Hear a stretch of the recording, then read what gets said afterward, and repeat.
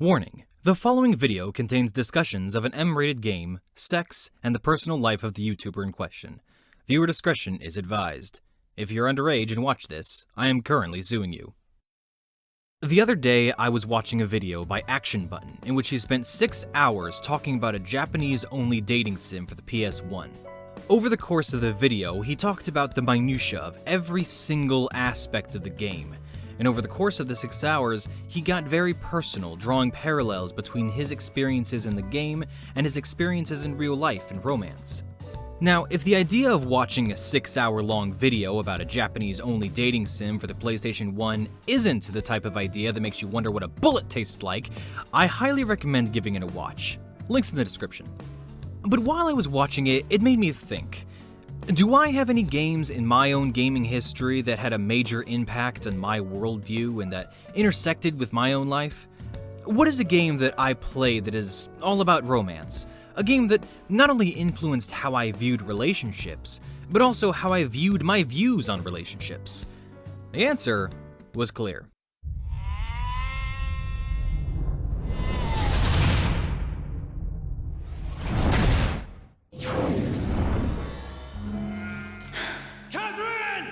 Catherine is a game that came out in 2011.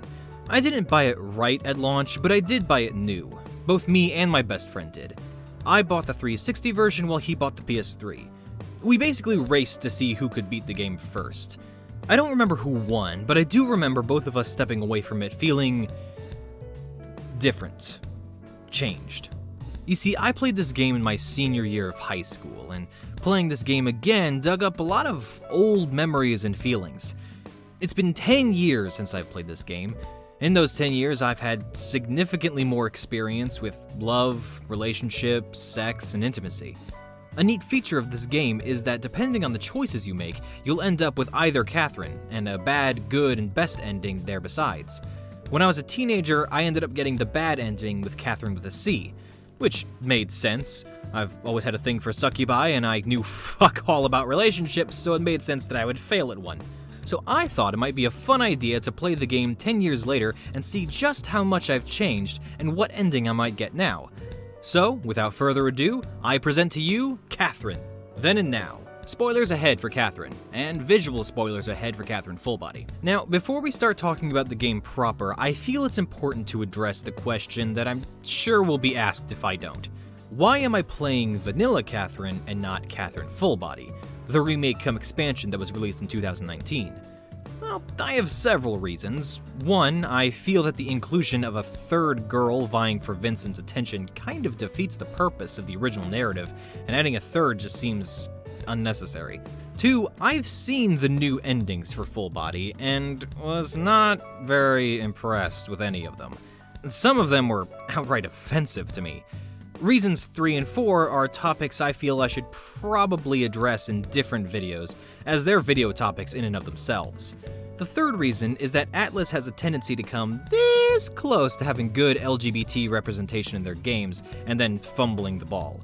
And Full Body, that fumble was a bad one. A really bad one. And fourth, I have a major problem with how Atlus handles their game publishing. They typically release a really good game and then have the Fraser Crane problem. Whatever happened to the concept of less is more? But if less is more, then just think how much more and more will be. Pretty much the only thing I did find appealing about the Full Body version was the superior camera controls. I'm not spending money on a brand new version of a game I already have just for some nicer camera controls. Now, some of you may have clicked on this video having not played or been exposed to Catherine before, and you just wanted to listen to the melodious sound of my voice. In which case, hey, how's it going? But let's go over what exactly Catherine is. Catherine is a half puzzle game, half social sim. One of those aspects is really good and fun and engaging, and the other, not as much. You play as Vincent Brooks, a 32-year-old deadbeat who has no real aspirations and has been dating his current girlfriend, Catherine McBride, subtle, for 5 years. The two of them are in a comfortable, if stagnant, place. Catherine wants to move forward in their relationship. Vincent does not. Late one night, while alone at a bar, he is approached by a saucy young lady who is incredibly attracted to him immediately and tries to sleep with him. Really should have been his first red flag something was up, to be honest. Her name is also Catherine. For the sake of clarity and my sanity, I will be referring to the respective Catherines as C and K moving forward. While all this is going on, Vincent is having nightmares about being chased up a crumbling tower alongside a bunch of humanoid sheep. You climb up the tower by pushing around a bunch of blocks to make a set of stairs to reach the top. It may sound easy, and it is, at first, but with the introduction of new types of blocks, different hazards to traverse, antagonists trying to push you off, different kinds of techniques you can utilize, and bosses to run from, the climbing becomes very fast-paced and Hey Google, what's a word for brain challenging that doesn't make me sound like a fucking idiot? In addition to just being fun gameplay, the climbing of the tower could also be seen as a metaphor. Vincent constantly running away from his problems without ever actually facing them head on. The crumbling of the tower showing just how unstable his current situation really is. The quick, erratic thinking and moving you're required to do is a pretty good comparison to how Vincent has to think on his feet and take any opportunities he can to maintain the lies in his life that allow him to move forward, even just a little bit. And the far-reaching consequences of some incorrect moves making it harder for Vincent later down the line. It's pretty deep.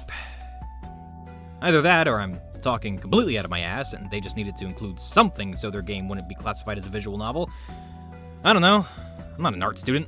At the end of each level, you'll find yourself on a platform that'll allow you to save your game, talk to NPCs, and not buy items. Look, I know that I pussied out of the normal mode and switched over to easy, but even I have to draw the line somewhere. When you're ready to move on to the next level, you are asked a question about relationships by a mysterious voice. These questions are what indicates your ending. Each level has a randomly selected pool of questions to pull from, so you're not always guaranteed to get the same ones every time.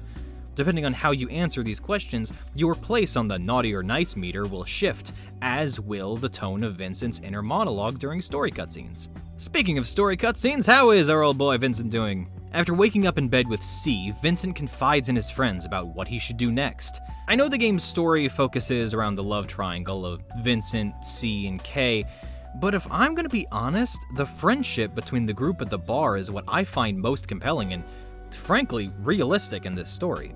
The only unrealistic part is the part where Vincent admits that he wet the bed the previous night. In the game of anthropomorphic talking sheep, succubi, and dreams that kill people, that's the most unrealistic part to me. They really do feel like a group of friends who have been together since high school, who are close enough that they can rag on each other all day, every day, and still be able to call each other brothers. Well, sister, in one case. Erica is trans, and a criticism that I see lauded at this game is that the group is often mean to her, making cheeky jokes at her expense due to her gender. But honestly, I think it would be weirder if they didn't. They establish Erica hung out a lot with them in high school, disappearing for a while and then came back completely different, presumably due to sex change operations that she went through. But it seems to me that it's the sweetest thing in the world that they didn't treat her any different than they normally would, and they rag on her just as much as they do each other. You see, this is what I mean when I say that Atlus comes this close to good LGBT representation. We'll talk about how they fumble it later. But I enjoy spending time with this group of assholes. What I don't enjoy is spending time with all the other assholes in the bar. Every other patron that frequents the Stray Sheep is a complete jerk in one way or another. Yes, I recognize that's the point, that they're all the lowest of the low, and that's why they're all sharing the same dream where they're being tortured, but that doesn't exactly endear them to me. While you're in the bar, you're expected to spend time with these guys and to talk to them about their problems. Between talking to them in the bar and talking to them on the landings in the dream, Vincent helps them move past their problems and grow as people. Or, at the very least, realize that maybe they should tone it down on the whole being a complete piece of shit thing. All the while, Vincent does not do anything to improve his scenario, continuing to lie to both Catherines about seeing the other and not ending the relationship with either. Glass houses and stones, Vincent, is all I'm saying. Playing this game for the first time in 10 years, and with a lot more relationship experience under my belt, puts a lot of things into perspective. Like, has Kay always had this many red flags? Vincent is an immature man-child. Good, I'm glad we're all in agreement there. He's never going to want to settle down and fusses like a kid in a car seat whenever the topic of marriage comes up. Kay, meanwhile, really wants to get married and have kids. So, why are they together? Vincent is holding Kay back, and Kay is pushing ideals and a future onto Vincent that he clearly doesn't want. Forcing a relationship to sail before it's ready is a good way to get it to sink faster. When Vincent isn't paying attention enough, she violently stabs a cake and is back to being a sweet-talking lady just a few moments later. The emotional whiplash that she showcases indicates to me that Vincent probably needs to walk on eggshells around her to make sure she doesn't get too mad. I know I would. I know I have. It's textbook abuser behavior. Not to mention the passive-aggressive things she says to him about almost every aspect of his life. Of course, none of that compares to faking a pregnancy in a desperate attempt to get Vincent to shape up and take their relationship seriously. Kay needs to be with someone who wants what she wants, and Vincent needs to be with someone who will let him be himself instead of molding him into something he's not. Now, I say all this, but I don't want you to think that C is any better, because she's not. Let's set aside the fact that she's a literal demon. That's not a downside, if anything that's a bonus. And it's not even that she's manipulating Vincent and making him think that he's cheating when it turns out he's really not. No, the moment that C lost it to me is when she refused to take no for an answer. C is a sex demon. I refuse to believe that she can't tell when someone is uncomfortable or doesn't want to do something. And given that Vincent is constantly uncomfortable around her, should imply that he doesn't want to be there. Because he never makes a move with her. If he had woken up with her in his bed and said to himself, jackpot, and went all in with it, that would be one thing. But he never actually pursues her. Even if you pick the phone responses telling her to piss off, she still appears in his bed every morning. There's a point in the story where Vincent says, in no unspoken terms, that he is dumping C, and she's understandably mad. But then she appears again when it's clear that he is definitely going to be returning to Kay, acting as if nothing had happened and that they were still together. Now, you may be saying to yourself, that scene happens in a dream. None of that was real. Yeah? Tell that to all the motherfuckers who died in the dream so they died in real life. And boy howdy, do I have some thoughts on the dreams. Once you've finished all the floors the voice warns you about, what exactly the dreams are is revealed. It's all a big system of trials from the gods to weed out the men that will not be able to help society and the human race move forward. Men who have commitment issues, men who won't have children, men who cheat, stuff like that. And if it was just punishing shitty men, that I wouldn't have a problem with. But it raises so many questions. What about women who refuse to have children? Are gay people forced to take the trials by default since they can't have kids? What about men who have something wrong with them biologically and physically can't have children but wish they could? And who the hell is taking these photos of Catherine? I know that last one isn't relevant, but it's still bugging me. Which, of course, brings up the fumble I mentioned earlier. Because you see, Erica has started having the dreams. This implies that either A, the gods still consider Erica a man, in which case these love gods have a very outdated notion of what gender and sexuality is, or B, Erica is being punished simply because she's trans. Either way, Atlas screwed up. But the whole system is screwed up, honestly, because it implies that the only thing that human beings are good for is procreating. My fiance and I have been together for 5 years, and we have made it very clear to each other and to all the people around us that we will never have children. Now, we have several reasons as to why, but the biggest one is that we don't fucking want to. By this game's logic, I would also be going through the trials simply because we made an adult life decision that negatively influences no one. Vincent is pushed to leave Kay through the use of C. She's not technically real, and she never actually slept with Vincent. She just made him think that she did.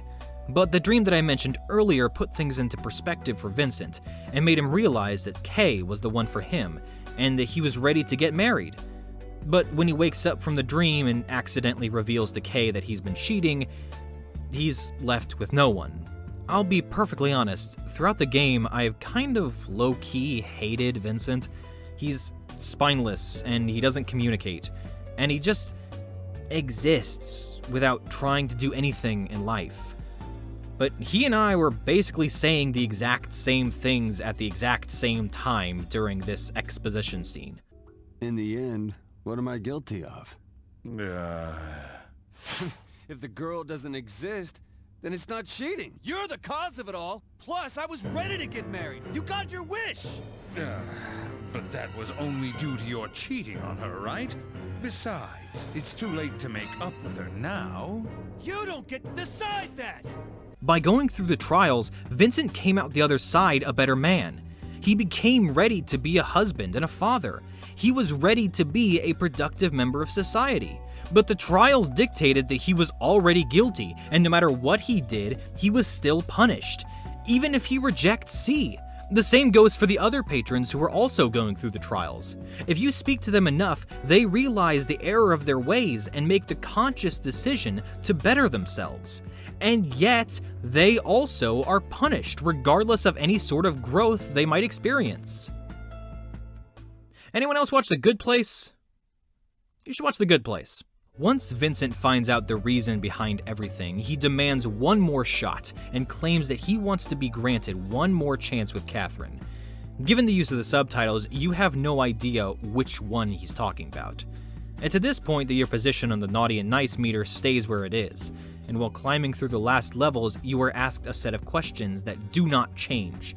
Where you landed on the meter and your answers to these specific questions determine what ending you will get.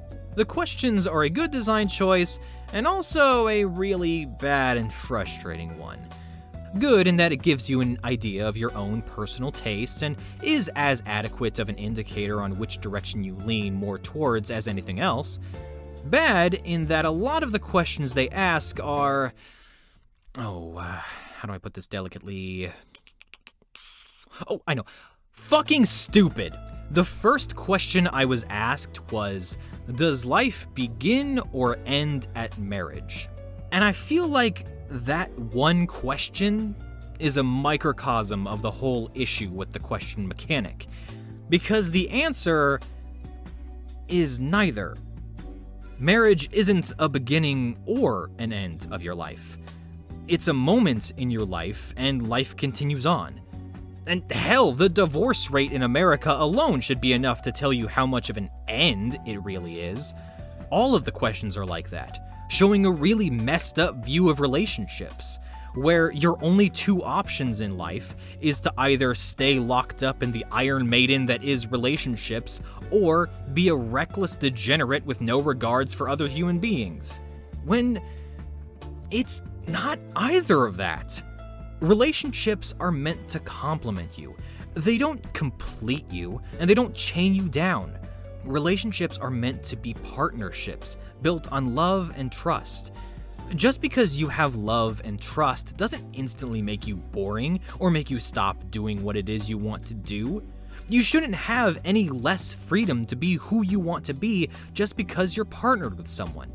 If anything, you should be with someone who helps you be a better version of yourself. If I didn't believe that, I wouldn't have continued to follow my dreams of voice acting by moving 900 miles while still being with the one I loved and who supported me throughout the process. Or maybe I just hate the question mechanic because it made me say #NotAllMen and I will never forgive it for that, who knows? And it doesn't even... It doesn't...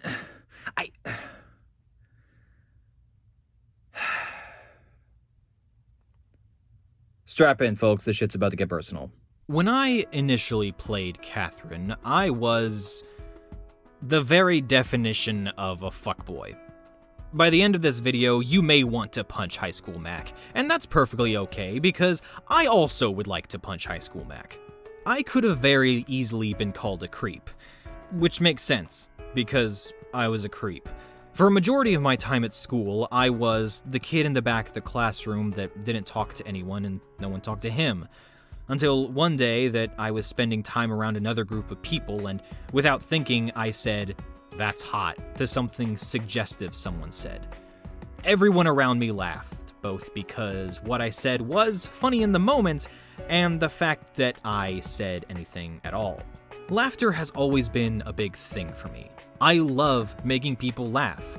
And if you were close enough in proximity to actually hear anything I had to say, you'd probably think I was pretty funny.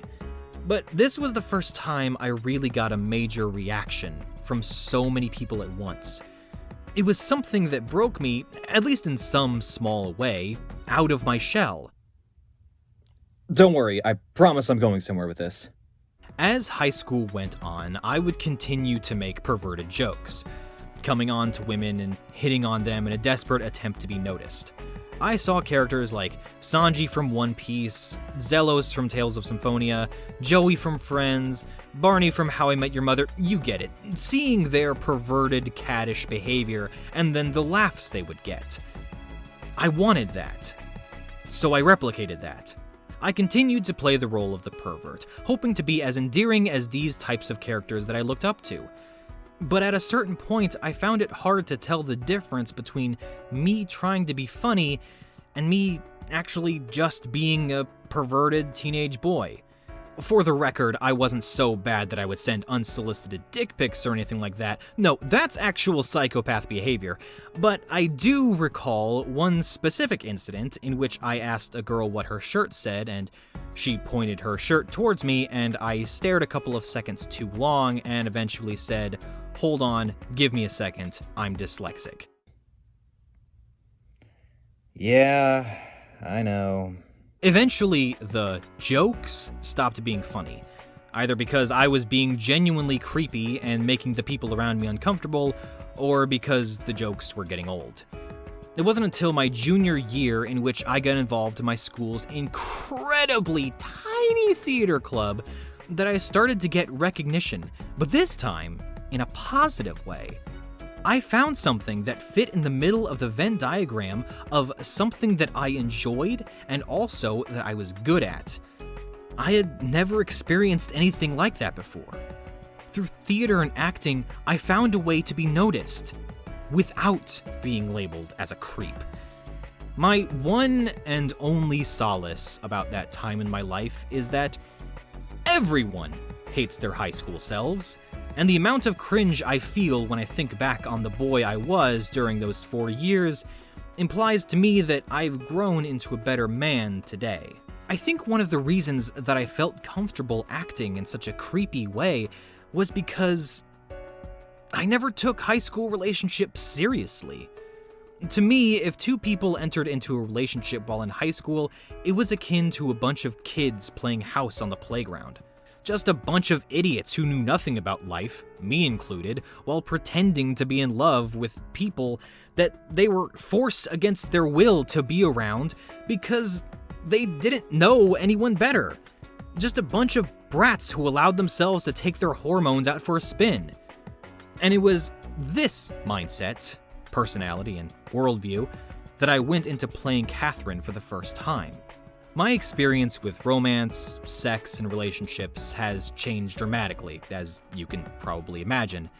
At the time, I was lucky to have some fooling around in the backseat of my car. I didn't actually have sex until my freshman year of college. And when I did go off to college, I had a major slut phase to make up for all the lost time in high school, where I was the only guy in my group of friends who was still a virgin.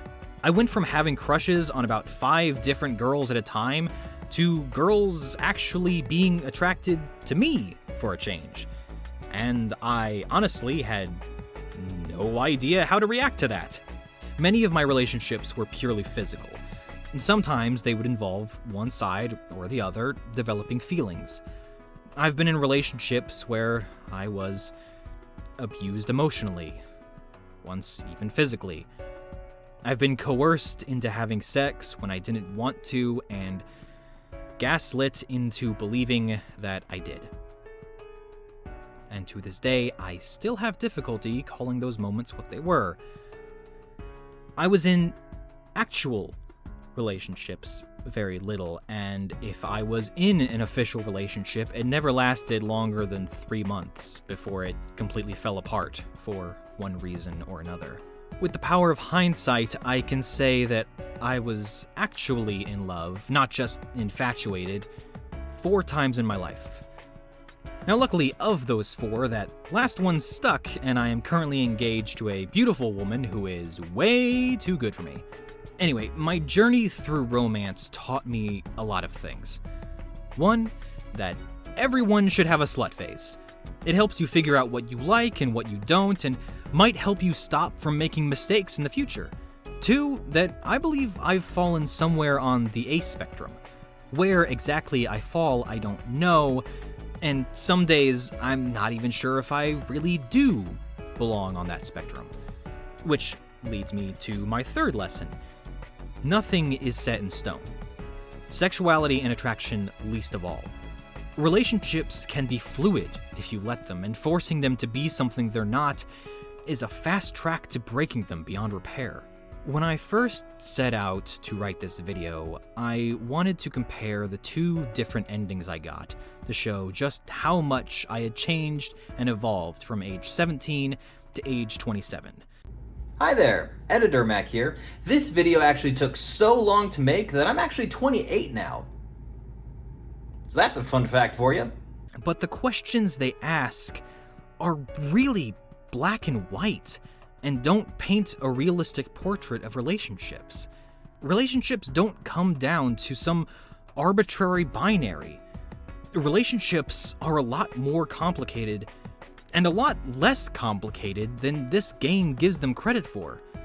So, given everything I've said about the characters and the interactions between them, it should come as absolutely no surprise to anyone that the ending I got, 10 years later, was the ending in which Vincent ended with neither of the girls, and felt the freedom and drive to pursue what it is he wanted to pursue.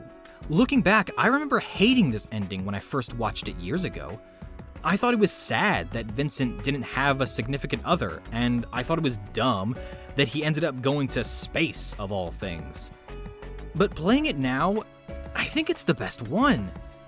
Vincent may not have either Catherines, but neither of them were really a good fit for him anyway. K was turning him into something he's not, and C was too much for him to handle. And shock of all shocks, but placing all of his bets on a long shot and using the winnings to take a trip that he's always dreamed of but thought was out of his reach, well, that rings pretty true to me, and it's pretty admirable in my eyes. This video is probably the most personal I think I've ever been, and hopefully ever will be, on this channel. And in all honesty, planning and writing this has been absolutely fucking terrifying. I was scared to put myself out there. I was scared to open up old wounds that, while they may not have made it into the script, believe me, were opened. I was scared to show off more than just a caricature of myself and show a side of my real self to a bunch of people I don't know, and some that I do, and wondered what they may think of me as a result. But the thing that terrified me more than anything else was that I was worried that I'd get the exact same ending, and that maybe I hadn't truly changed nearly as much as I had hoped I had. This was really driven home when I looked at the endings guide after I had beaten the game and saw that the only difference between the ending I got and the ending my 17-year-old self got was answering exactly one question differently. Have I really changed? Have I moved forward? Or am I still the exact same loser I was back then? I think the answer to all three is yes. The fact that I look back and see all the things I did wrong and have used that to make better decisions, to be a better person, friend, and partner, is a sign that I have gotten and will get better. But the fact that both of our endings were so close also tells me that maybe I should cut that 17-year-old boy some slack. Yes, he was a jerk. Yes, he sometimes didn't think of people as people. And yes, all he really wanted was attention, and was willing to make people uncomfortable in order to get that. But it's because he didn't know any better. Perhaps I was too harsh on those guys in the bar. Everyone's a bit of an asshole at some point in their lives. What's important is that you learn to move on from that. Recognize the problematic and maybe even toxic behavior that you exhibit and learn from it. Use it as fuel to grow and learn.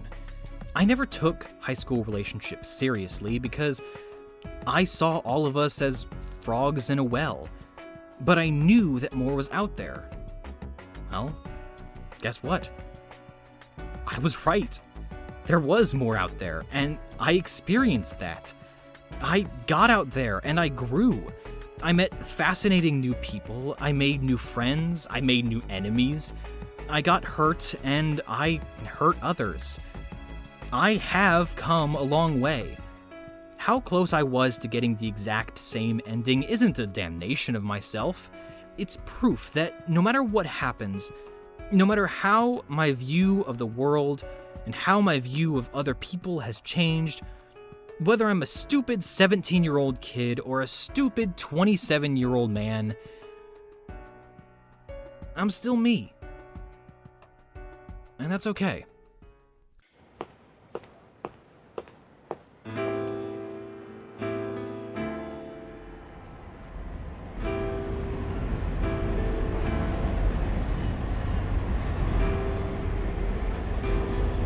Why live a life without doing what you want? That's just a recipe for a life of misery.